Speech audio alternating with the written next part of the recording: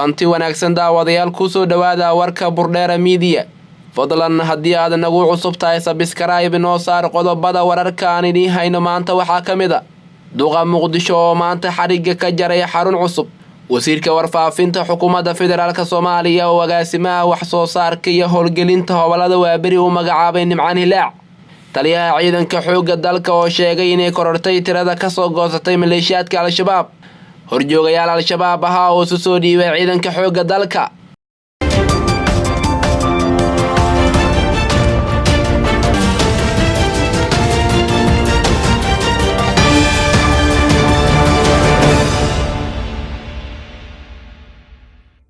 intaasi aad maqasheen waa qaar ka mid ah qodobada warkaan maanta idin hayno haatan haddii aan ku bilowno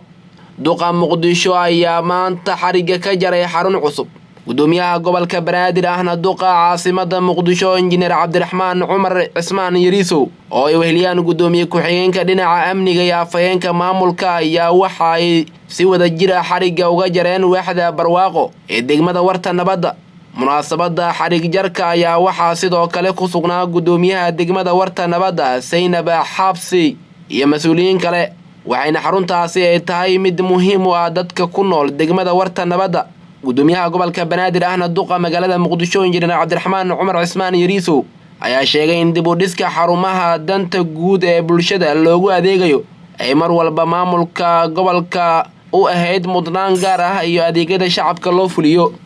wasiirka warfaafinta xukuumadda federaalka Soomaaliya ayaa agaasimaha wax soo saarka iyo howlgelinta hawlada waabari uu magacaabay Nimcaan Cabdiraxmaan Xasan Nimcaan Hilaac wareegta ka soo baxday xafiiska wasiirka warfaafinta dhaqanka iyo dalxiiska Soomaaliya mudane Maxamed Cabdi Xayir Maarey ayaa maanta oo taariikhdu tahay 11 bisha 6 2019 loogu ogolaaday inuu ka mid noqdo hawlada waabari Nimcaan Cabdiraxmaan Xasan Hilaac warqadan ka soo baxday xafiiska wasiirka warfaafinta ayaa sidoo kale waxa Nimcaan Cabdiraxmaan Xasan loogu magacaabay inuu noqdo agaasimaha wax soo saarka iyo howlgelinta hawlada waabari wasiirka warfaafinta ayaa isla wareegtadan xilkii agaasinimo uga qaaday agaasimihii hore ee wax soo saarka iyo howlgelinta hawlada waabari Maxamed Xasan Barrow agaasimihii hore ee wax soo saarka iyo howlgelinta hawlada waabari ayaa loo magacaabay inuu noqdo la taliyaha wasaaradda warfaafinta dhaqanka iyo dalxiiska ee arrimaha horumarinta fanka iyo isku xirka kooxaha heer qaran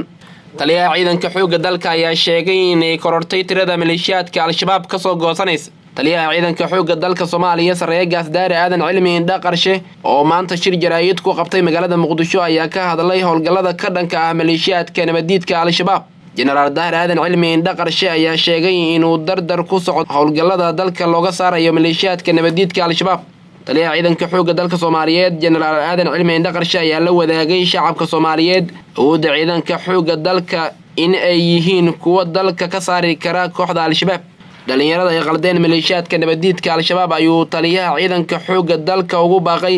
inay ka soo laabtaan fikirka qaldan ee kooxda Al-Shabaab